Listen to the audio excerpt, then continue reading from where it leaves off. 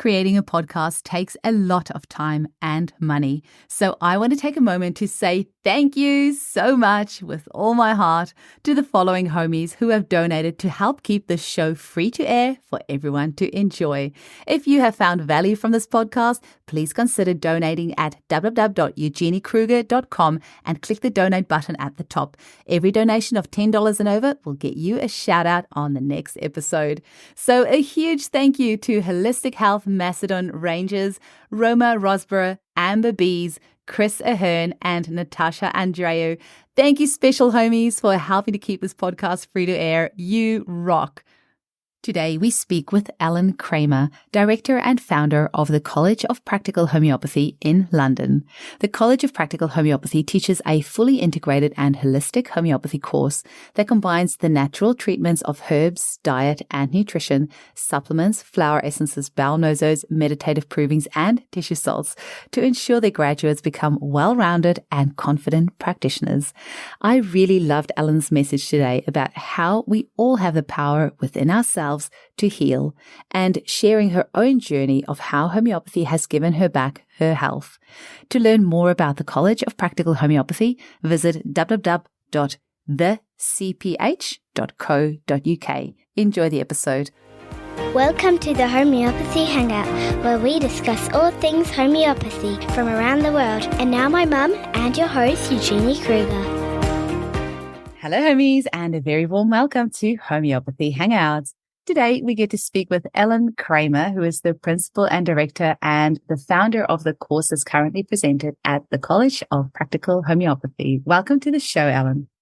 Thank you very much for inviting me. I'm quite excited to be here to talk to a worldwide audience because you're well known right across the globe for homeopaths. So yeah, this is quite exciting. Oh, so and thank you very much for your invitation. It's a pleasure, and a shout out to Mel Dupre, who is a past guest on the show who introduced the two of us. So thanks, Mel. Let me do a little shout out to Mel. Hi, Mel, if you're listening. And I look forward to meeting up with you. Oh, so I always ask my guests this at the start, Ellen. So what was your journey to homeopathy? How did homeopathy find you? Well, I think I'm going to say this. Homeopathy saved my life. My health, when I got into homeopathy, was completely trashed. I had been taking steroids, antihistamines, and one day my husband just said to me, you know what, Ellen, it's not working. You're sicker than you've ever been before. And you've been going to the chest clinic for your asthma. Try and find an alternative. And I started to look for alternatives. I met different homeopaths on my journey. But the thing that turned me round was when I had my daughter and she had terrible earache. And the homeopath, I took her to see the homeopath. It was the first time I'd seen a homeopath. And she was looking in her book. And then she popped a pill in my daughter's mouth, which I know was chamomilla. She was screaming with earache. And suddenly this baby just went to sleep. And within about an hour, all this pus came out of her ears and she was normal again. And that really struck me as amazing. And I couldn't believe that I hadn't taken this system of medicine, that seriously. And that was the journey. I fell in love with homeopathy and I did my course not to become a homeopath whatsoever. I did it to heal myself because I knew there was something more that was going down in my health that I wasn't seeing. I couldn't seem to get myself out of the allergies, etc., etc. So I knew there was something else that I needed to learn. And my husband said to me, why do you want to study homeopathy? You don't have time. You've got 3 children. You're working full time. And I said, I'll do it for me and the family and take care of our health. And I did. And I started my journey and I loved it.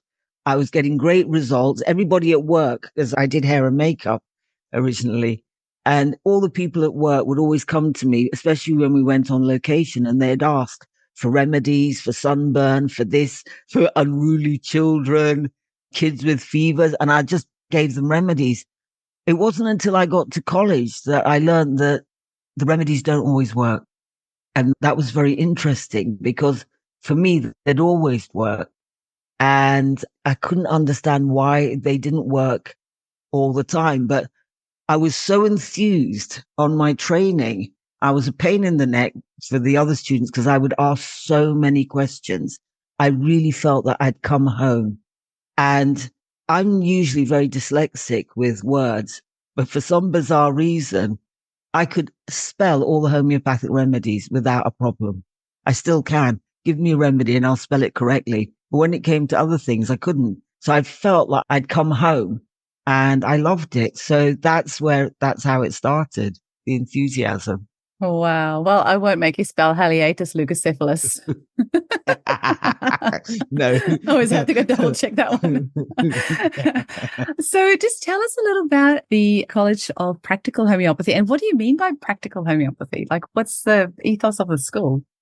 The ethos of the school is practical application of homeopathy, and that's on various levels. So what we do is the training itself is not a conventional training in homeopathy. We see that patients are our teachers. They teach us homeopathy. And so we encourage our students to start taking cases as soon as possible so that they can start applying what they're learning. The way human beings learn is through experience. It's no point in listening to somebody telling you about things. You've actually got to go through the experience of learning. And the best teachers are your patients. Homeopathy is a very, very safe system of medicine. And we have been groomed to be afraid of the human body. So what we teach you is how to understand the language of the body, because the symptoms are the conversation the body's having. And why we're practical is not only do we teach you homeopathy, but we also teach you nutrition and herbs. And the most important thing is how you analyze a case, because the patient's symptoms are talking to you all the time. And you need to be able to understand what exactly is going on for the patient. So our case taking format guides you to ask the right questions, look at the timeline, look at how they got to sit in front of you and interpret what those symptoms mean. So I'm a person who is a great observer of people, of humans, because I love people. And you learn to be a detective.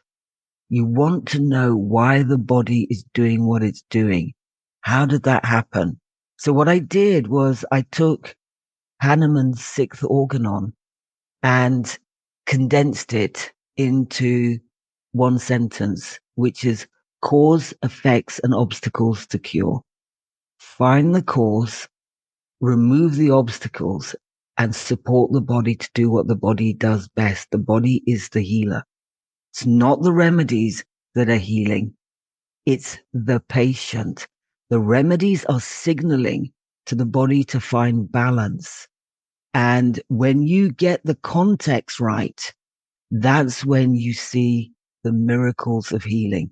So if the patient is malnourished, and most Westerners, if you want to see old homeopathy, the way homeopathy works on good constitutions, then you have to come and join me in rural Ghana when I go to Ghana, which is where I met Mel, but it's another story. When you're there, people are not as toxic. They're living close to the land. They're constitutionally intact. And you can they'll speak to you in remedy speak. They will tell you a remedy as they're talking to you, and you'll sit there and you'll think, well, that's Tox. Oh, that must be so satisfying. Oh, they're doing calc carb. My God, it's calc carb. They will do those remedies. And what I found when I graduated, that's what I was expecting to see. The reality was it wasn't like that at all. And it was only when I got to Ghana and started to use homeopathy there that I realized it was very different in the UK. And I then started working out what was the difference. And the difference was the constitution, because here with the stress, the toxicity people were being exposed to, and the fact that they were malnourished on a cellular level meant that you couldn't use the remedies in that way. That way of learning the remedies is very 19th century, because you can do that with a 19th century constitution, but you can't do that with a modern constitution who has been trashed and has inherited toxicity. So when you look at this from epigenetics, they say that if you take a drug, it can affect 4 generations later. And this is miasm.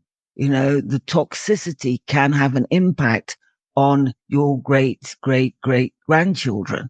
If you're childbearing age and you take a drug, that can have an impact. So this has been going on. This level of toxicity has been going on in the West for some time, and people haven't noticed it until we've got to a level of chronic disease. And you have to understand that. Where is this coming from? And once you get into cause, effects, and obstacles to cure, you start to ask patients the right questions. So if I'm seeing a teenager who's got endometriosis and she's 13, I know that that's not normal to the body. So I want to know where that's come from. I do know that synthetic hormones have this effect. So I want to know who was taking the hormones. So if the mother took, the contraceptive pill and the grandmother took the contraceptive pill, then I know what my underlying cause is. She may never have taken the pill, or she may have taken the pill for a short while, but I know my underlying cause, and I then have tools. So practical homeopathy gives you different methods or ways of prescribing homeopathy. Not one way, there are many ways, which is organ supports, detox therapeutics, classical prescribing, physical general prescribing. There are many ways to use your remedies. But if you're looking at cause and effect or the similum, what I've understood is symptom similarity does not get you the results you want. What you have to do, and this is why we use Murphy's repertory, is go back and look at the similar causation. That is really your similum. When you have your remedy and that remedy matches the causation of why the patient has got those symptoms, then you have your similum and it will work. But if you don't have the remedy with the right causation, so I can do my rep work and look at 3 different remedies, I would most probably choose the remedy that had the same causation as to why that patient was doing those symptoms. The symptoms of the conversation, the causation started that conversation. If you want to find the remedy that's going to help the patient, find the remedy that deals with that causation, and the body will do the rest of the work. So back to endometriosis in a teenager, 2 generations of synthetic hormones. Homeopathy has the tools. No other system of medicine has the tools to detox 2 generations of toxicity. And when you know how to analyze your case, you can get to the root cause of the problem and support your patient with organ supports, balancing the hormones. And this is where herbs and nutrition come in, because every drug you take mugs you of essential minerals and nutrients. And if you don't understand that as a practitioner, you're asking, when you give a remedy, you're asking the body to heal itself. But if it can't do that because it doesn't have the resources, then you have got to remove that obstacle by supporting the body to absorb the resources so it can begin its healing journey. You've just given me a whole other way of looking at a case. It's like a paradigm shift almost. That's really interesting. For homeopaths, this is a massive paradigm shift. And that's why we say we teach 21st century homeopathy. Most people are teaching 20th century homeopathy because they're focusing on the remedies to fix their patients. To me, that's very allopathic. And of course, it would be allopathic because the older homeopaths were all doctors. The thing with the older homeopaths is they didn't understand nutrition on a cellular level. Secondly, they didn't understand quantum energetics, that we're in a quantum energy field, and the remedies work as information from the quantum field. So you have to have a paradigm shift if you're working with energetic medicine. Take the body out of trauma, and guess what? If it has the resources, it is going to bring itself back into balance. And it's absolutely miraculous to watch. There's no incurable patients, just people who refuse to allow themselves to heal. So do you rely quite heavily on the ailments from rubrics, where it's like ailments from abuse and ailments from... Yeah. They're very important rubrics. And of course, once you understand your causation, you can get your rep work down to 4 main rubrics: the etiology, that's the causation, the mental emotional symptom that changed with that causation, any physical general symptoms. Now, the physical general symptoms to a homeopath is very, very important because they're having a conversation of what is really going on a cellular level. So when you're looking at cravings for foods, I mean, when I was a student, they had a craving for food. You just look for the remedy that fitted that craving. But actually, any cravings are the body trying to pull in the right nutrients into the cell so that it can do its job properly.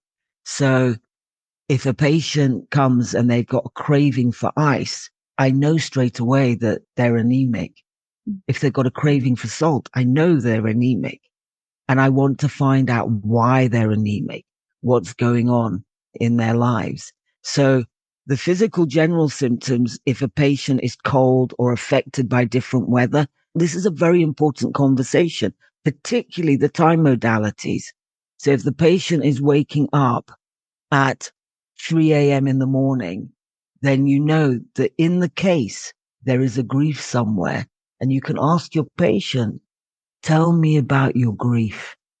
That's interesting. In Chinese medicine, 3 a.m. is the lungs, right? And lungs are related to grief. Yeah. Okay. Yeah. So we use the 5 elements as part of our observational tools and to translate the conversation. We want to know what organs this is what you're learning. You're learning to translate the language of the body, not to be afraid of it, but to understand it. We do timelines so that we can go back and see where the original trauma is, or if that trauma comes from the parent, the grandparents, it's been passed down. So you're wanting to look at toxicity. My suggestion is get fascinated and nosy about people. Find out, ask the questions, because it's like hunting down, where's this coming from? What's the cause? It's really fascinating. What is the cause of these symptoms? And when you understand that, then the next question is, what are my obstacles? And you can see that in the case. So if you're looking at the family history, both sides of the family, if everybody's had cancer, has your patient got a good constitution? No, they haven't.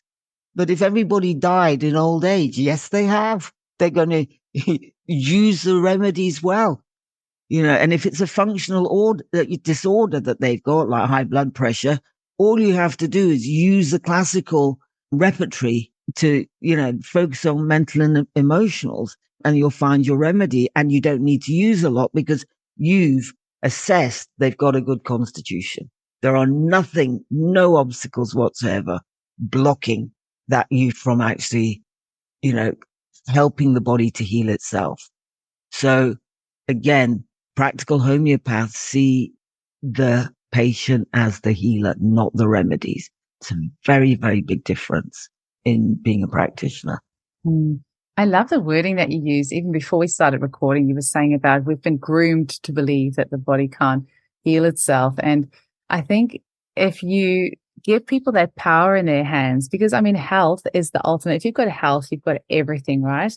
No amount of money. It's I your mean, look at wealth. somebody like Steve Jobs or whatever. They had all the money in the world, but, they died at, such a young age, really. And so nothing, health really is everything. So if you can make somebody believe that their body can't heal and they need something else to help their body to heal that they need to be reliant on for the rest of their life, then you really have, that you've taken their power away. So I think that's where homeopathy is so powerful, really giving people their power back. Well, that was one of the first things I learned was when I was going to the chest clinic for my asthma, that I was powerless. And I remember the doctor saying to me, if you don't take your inhaler, you could have an asthma attack and die. So even when I was doing homeopathy and I was seeing a homeopath, I used to carry my inhaler in my bag for about 3 years, just in case I had an asthma attack and died on the spot. But my life was miserable. I was suffering so many side effects, but I didn't know they were side effects from the drugs. I've only learned now that they were, that they were the side effects of the drugs. It destroyed all my bioflora. I was anxious all the time and I would get depressed and have terrible mood swings, not knowing that it was actually from the steroids I was taking. And then I was acquiring more and more allergies as the drugs stripped me of all the magnesium. So I couldn't make diamine oxidase to deal with histamine in my diet. So I got more and more allergic to foods and more allergic to pollens and things like that. Now, in, end of May, June, I can look at my elder tree with all its flowers and enjoy its beauty without itching my nose, scratching my eyes, sneezing and wheezing and wishing the summer would end. Now I look at the elder and I think, beautiful tree, I love your flowers. Thank you, thank you, thank you. You taught me so much. And you've also taught me that I am so healed because you do not bother me, flowers. Not at all. Yeah. That's so beautiful. You get your power back.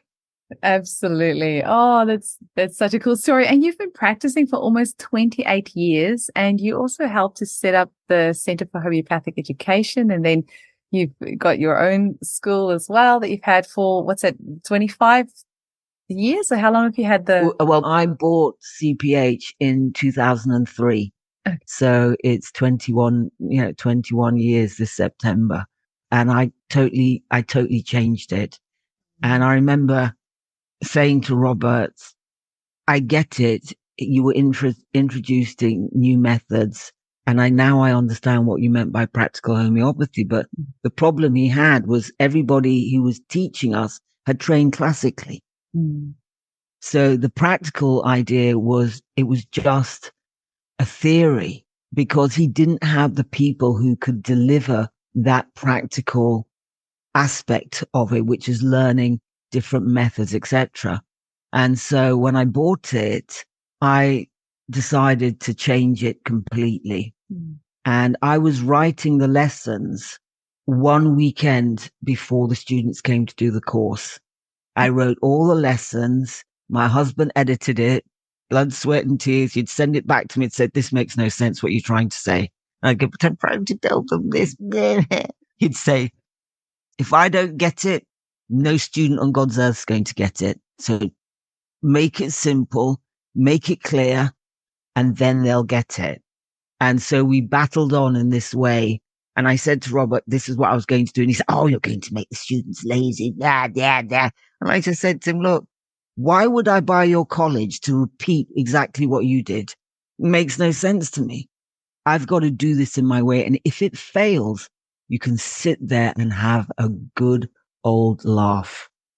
And I just carried on writing the lessons. And why did I do this? I did it because I wanted to be a master homeopath. So I did it for myself.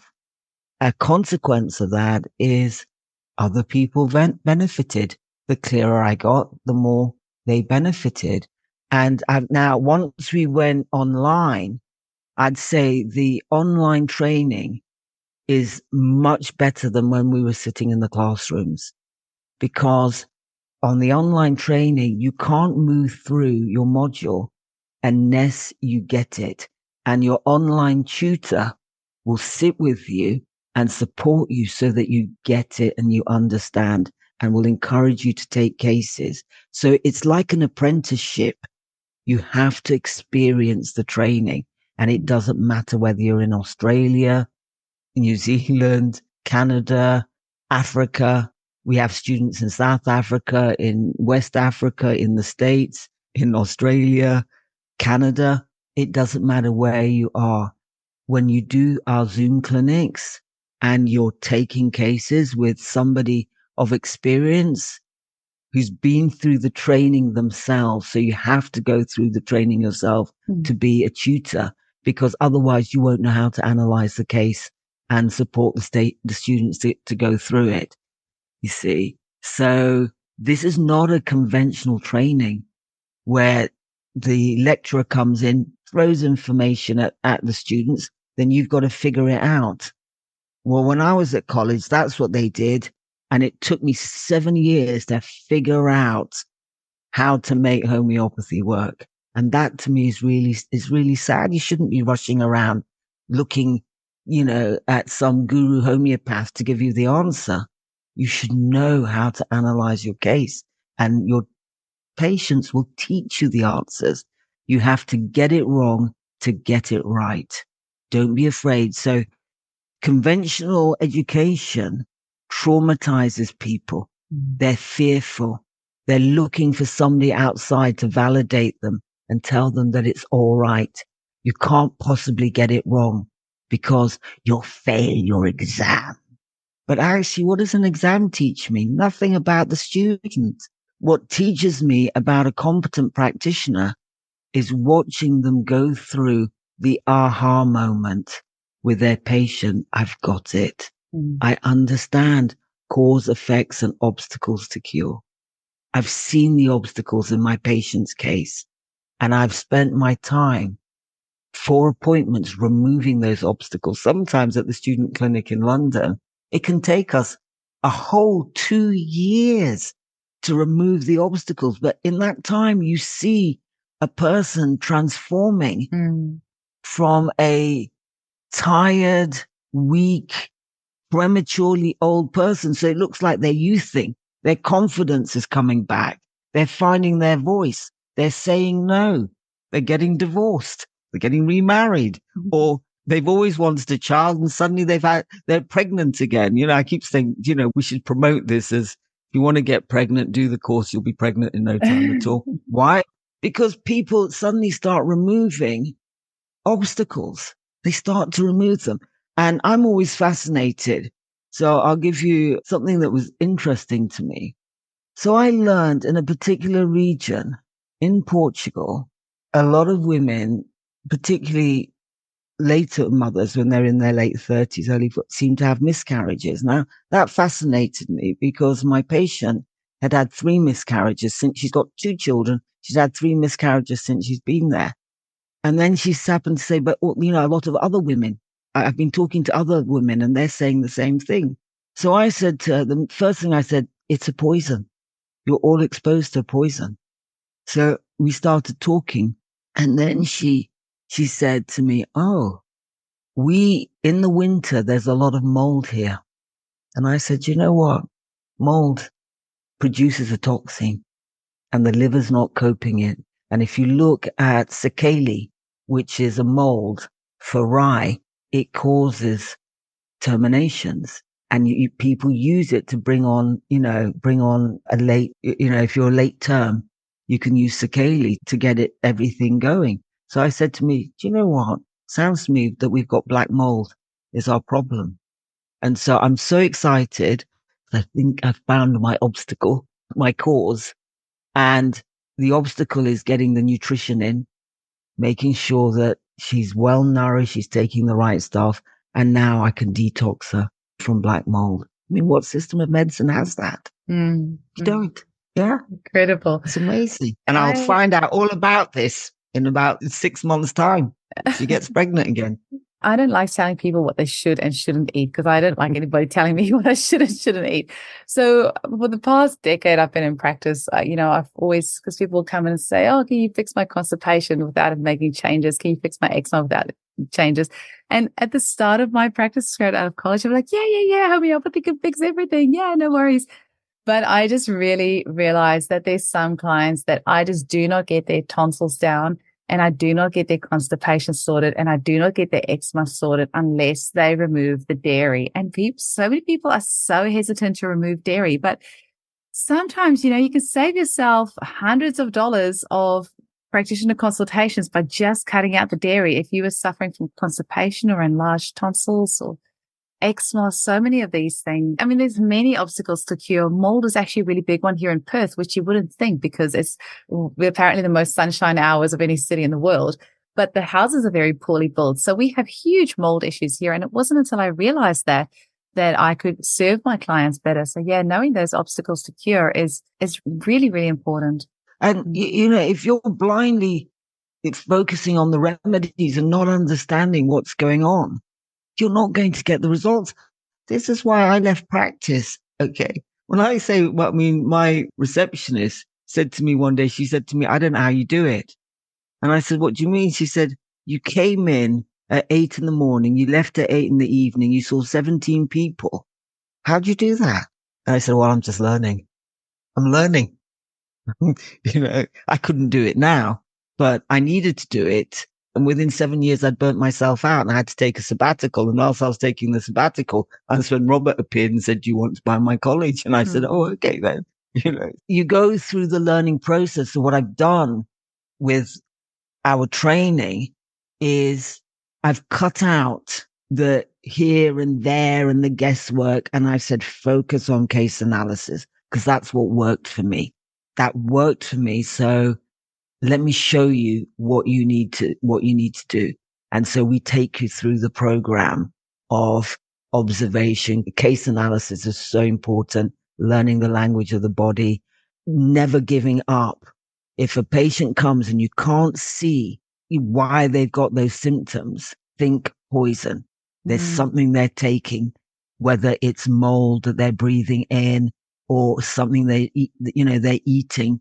Do the investigation. I had a lady with ulcerative colitis and she'd had it for years. She'd been on Pentasa, which was destroying her liver, etc., etc. And I said to her, listen, I can detox you from the drug. I can help you with nutrition. I can help you with homeopathic remedies. I know where this is coming from emotionally, but if you don't cut out dairy and gluten, so the biggest thing that destroys the gut is the casein in the milk. And the biggest thing that destroys the gut from wheat is the gluten. So she cut it out. She went to see her specialist. All the bleeding had stopped. We'd reduced her drug. In fact, we took her off the drug because she had no symptoms from it. The biggest change was coming off those two things. She saw the specialist and he was very pleased. Said, oh, because they do the endoscopy to have a look, to see what's going on in the large intestines. And everything was clear. All the polyps had gone. So with homeopathy, nutrition, cutting out stuff, it had gone. And it was like a miracle to this guy. And he said, oh, it's amazing. Good to see the drugs eventually started working. Mm-hmm. And she looked at him and she said, I've not been taking it. Oh, you've got to go back on the drug. There. And he said, well, so what have you been taking? She said to him, I just stopped eating, bread and drinking milk. And he said, oh, that doesn't make any difference. He just completely trashed it. And when she told me the story, I just laughed and laughed and laughed. And I just said to her, now you can see the dangers of an expert. I don't understand that. If a client came to me and they had a chronic disease cured and they told me they drank 1 liter of cow's urine every day, I wouldn't poo-poo it. I would go and investigate it. Like, I'd go and find out what it, So I'm always staying open-minded. I'm always trying to have what's the best for my clients. So as a specialist, if people come to them, and I'm sure they hear this often, oh, I've made dietary changes. Oh, I've seen a homeopath. Instead of poo-pooing all these clients, go and find out about it. Go and see what it is that's happening that's healing your clients. I have to say a really big obstacle to cure, Ellen, which I don't know if it's as big a thing over there as it is here in Perth, is breast implants. And there's some really good Facebook groups on breast implant illness, disease. And I just thinking of this client that I saw religiously. Every 6 to 8 weeks, she came for a follow-up, and she had pituitary tumors and liver tumors and these spots all over her body and chronic fatigue where she was sleeping 20 hours a day, all these different things.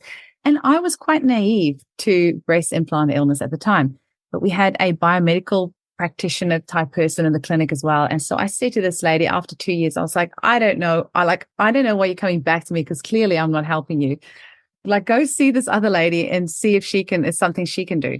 And so afterwards, me and the other practitioner discussed, and she's like, Eugenia, it's her breast implants. I'm like, what? She's got breast implants? And it's something I never thought to ask people, but these days I always ask. And this woman was just like, she's had them in for 20 years. She's like, I'm never having them removed. And she's just stopped seeing me because, and this is the thing, right? I never judge people. And if you continue to take the contraceptive pill, even though it's destroying your hormones, I will not judge you, and I will continue to support you, and I will just give you the homeopathic remedy made from the drug itself. And if you don't want to have your implants removed, that's totally fine. There's no judgment from me. I will just support you. I will just know that there's extra things that I need to help your body because it's under a lot of stress. Yeah. But I do think that's a really big obstacle to cure that I don't know if anybody else is as naive as me about it, but I just had no idea. And you go, I know we see things like this in the student clinic, so we're very aware of these things being a problem. The other thing people don't know that's a problem that you may come across is, all the acrylic on the nails that people have. Very, very toxic, can cause arthritis in the finger joints. So if you're not looking and asking your patients, what is it that you're doing on a regular basis? The other thing you don't realize is all the cosmetics. So they use lead in cosmetics to keep the color or the cosmetic to hold the color. So your patients may be coming with symptoms that are related to lead poisoning, but you're not sure where that poisoning's coming. So we do a module, a lesson just on environmental toxicity.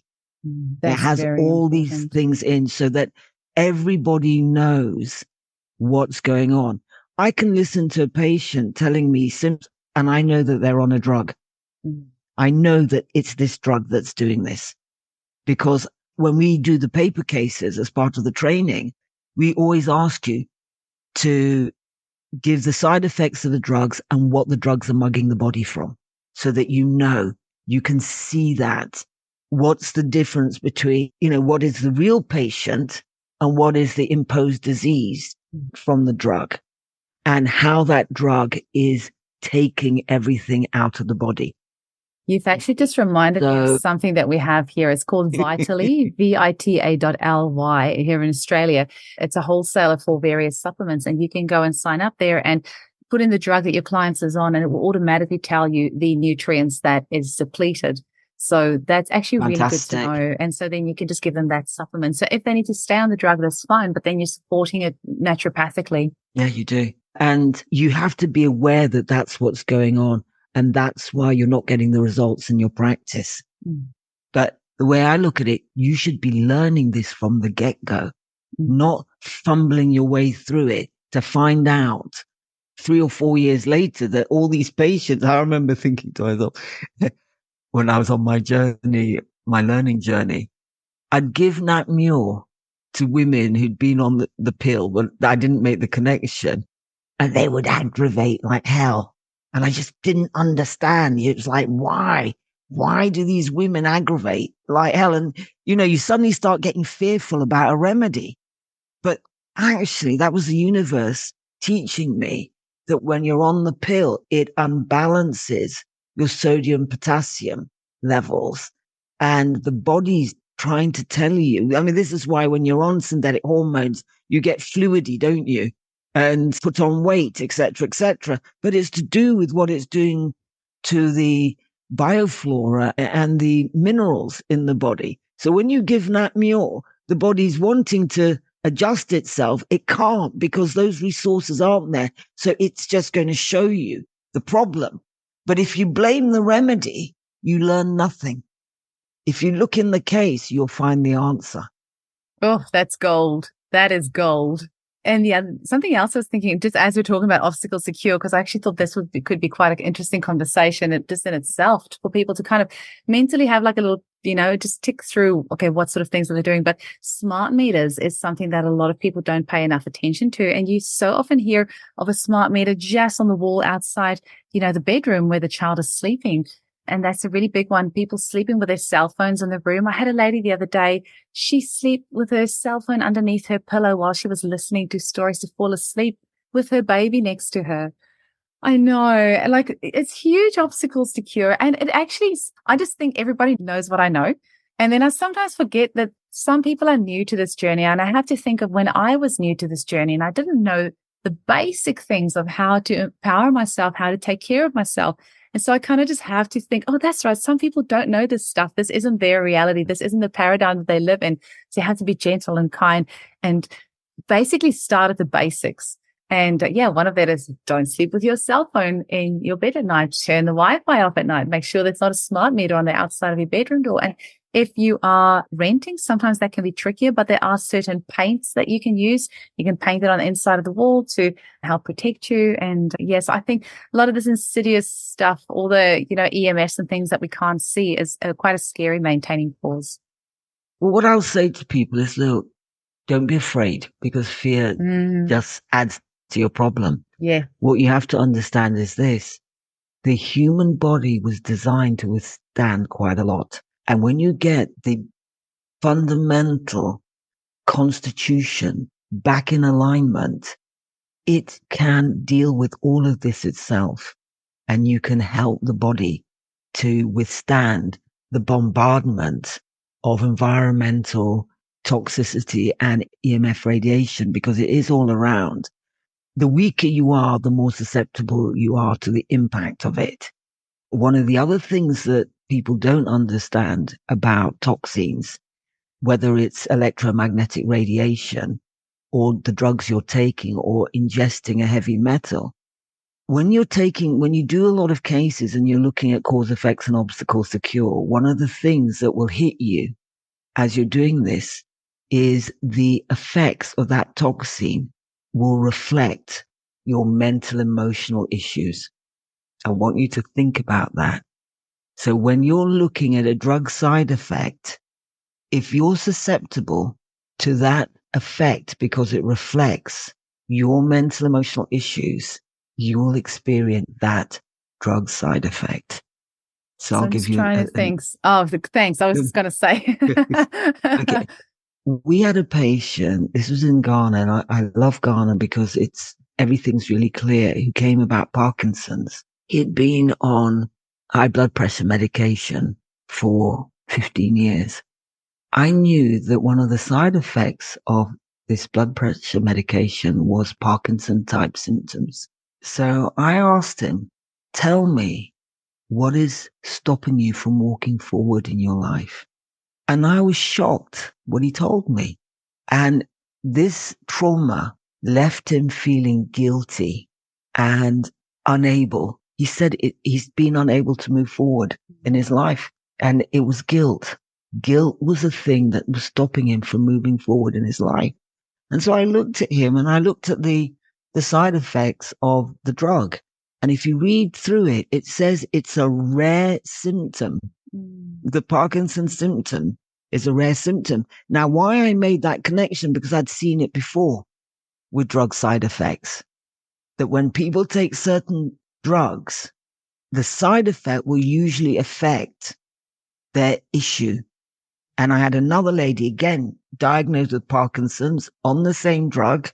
Her son was autistic and her husband left her to look after the child by herself. She was so angry, she couldn't let that go.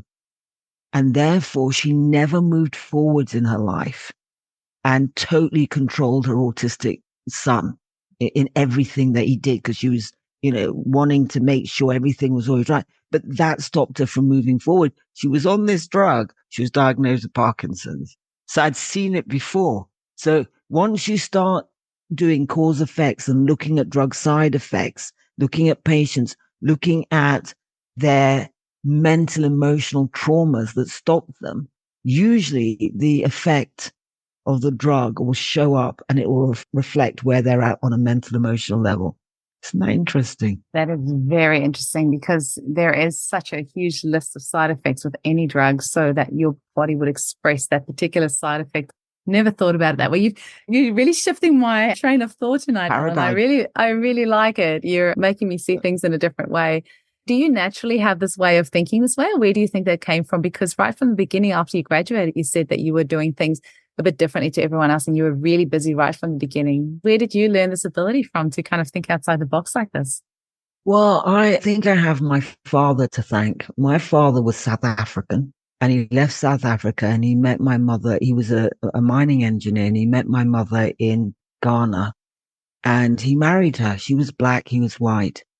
My father did not give a monkey's hoot what anybody thought about him or what he did.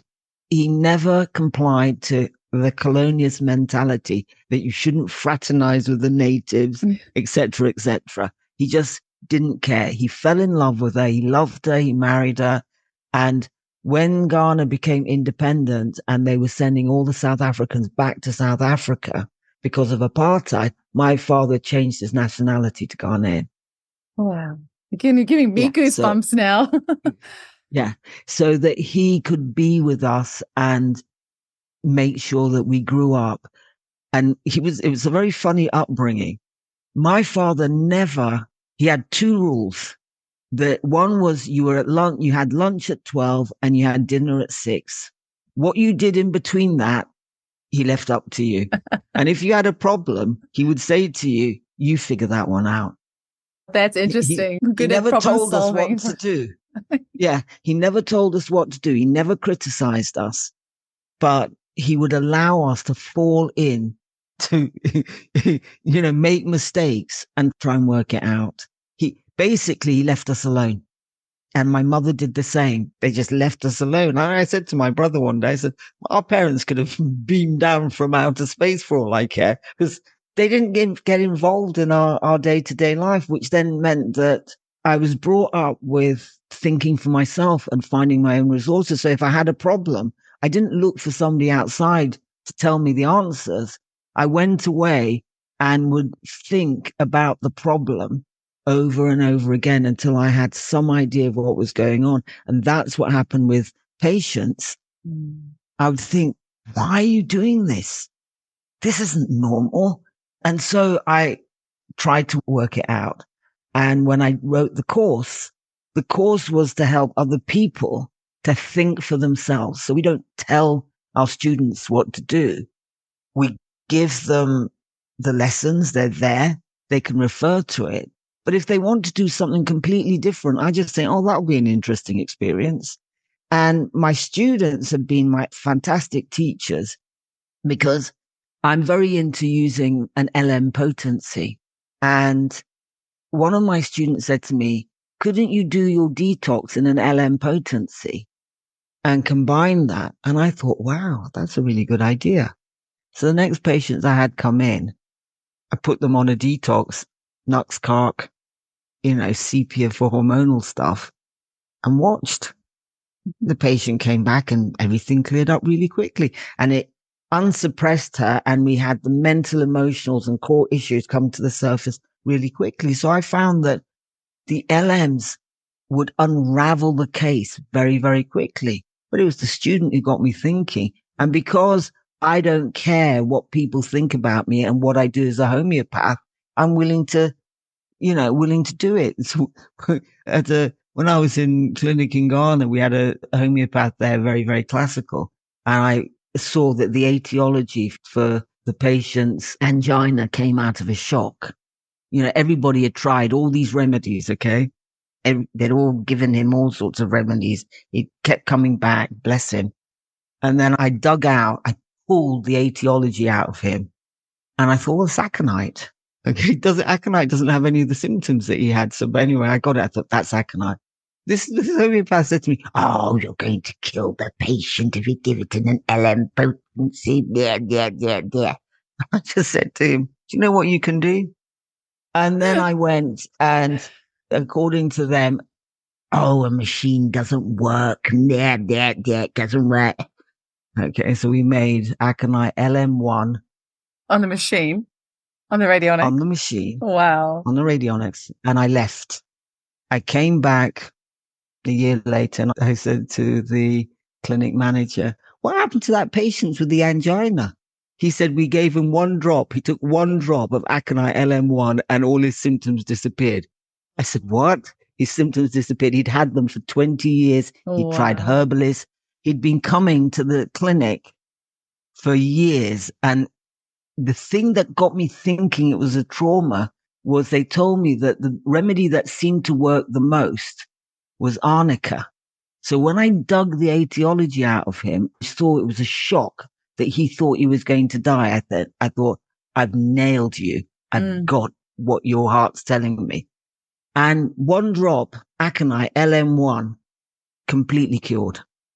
Amazing. And so, if I listen to all these people and their fears,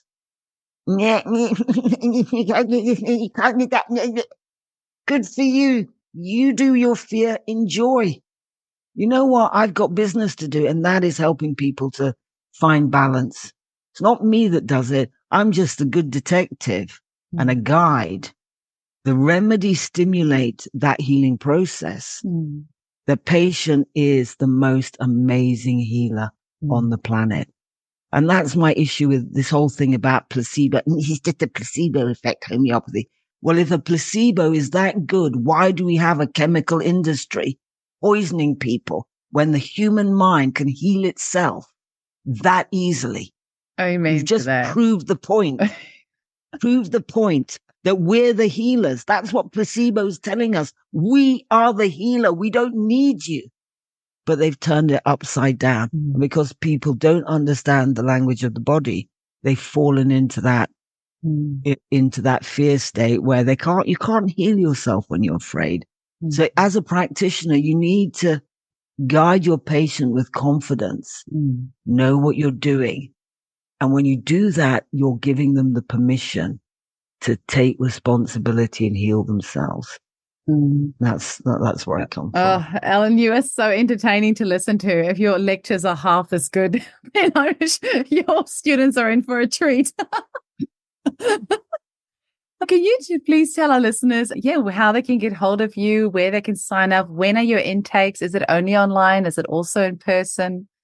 We're only online, and you can find us on thecph.co.uk. So you just have to put that in. It's www.thecph.co.uk, and you'll find us online. You can register for a pack, whether you are a practitioner. So if you're a practitioner, you're a chiropractor, you want to add homeopathy to your training, you can do our postgraduate training. If you're an undergraduate, you don't know any single thing about healthcare, anatomy and physiology. And that's the most amazing thing about anatomy and physiology. It's fun. It interrelates with the homeopathy. It's not this thing that you have to do. It's this thing that you want to do because you want to learn about the body, and you can relate that to the 5 elements. You can see how the body works. So that's for the undergraduates. You don't have to know a thing. We will walk you through so that you become a master detective of cause, effects, and obstacles to cure. You will get the practice that you want. You don't have to rush around people are going to hate me for this, to this seminar and that seminar, and with the forlorn hope. I'm saying this because that's what I did at first, with the forlorn hope that somebody might be able to help you to get the results. Your patients can get those results. But nobody has told you about the obstacles to cure. No one's told you that the real simulum is the etiology. That is the simulum. Find the cause, find the remedy. And I've had that, in student clinics, and we've had cases where the patients had lichen planus from having a car accident. And the students have said to me, but that remedy has no symptoms of lichen planus. It's arnica. She was shocked. She thought she was okay. Let's try that first. And then we can look at the minutiae of lichen planus. Now off they go. Patient comes back. Oh, 70% improvement in lichen planus on arnica 12C twice a day for a month. That's because you're taking her out of shock and the body's doing the business of rebalancing itself. How simple is that? Healing shouldn't be complicated. And can people do you have an intake only at specific times of the year or all throughout the year? No, you can join any time you like. At the moment, if you join before the end of March, you get a 5% discount before all the fees go up in April. This is going out on 29th of April. So sorry to everyone. I've already got all the other skills. You've got all the other skills. I'll talk to Som and say that if you listened to the podcast on the 29th, then you want to, poke at us for a discount because I said so on the thing, and it doesn't come out to the 29th. Then awesome. Then let me talk to him about it. So amazing, cool. That's lucky for our homies. And any final message that you want to leave us with, Ellen? The most important thing is to trust yourself. The answers for everything lie inside you. The patient has the skill set to heal themselves. And if you don't know how to analyze the case, then find out how you learn to analyze the case and support your patient. So even if you're a practicing practitioner and you listen to me and you think, you know what, I could improve what I'm doing, you can do our postgraduate training. It will blow your mind.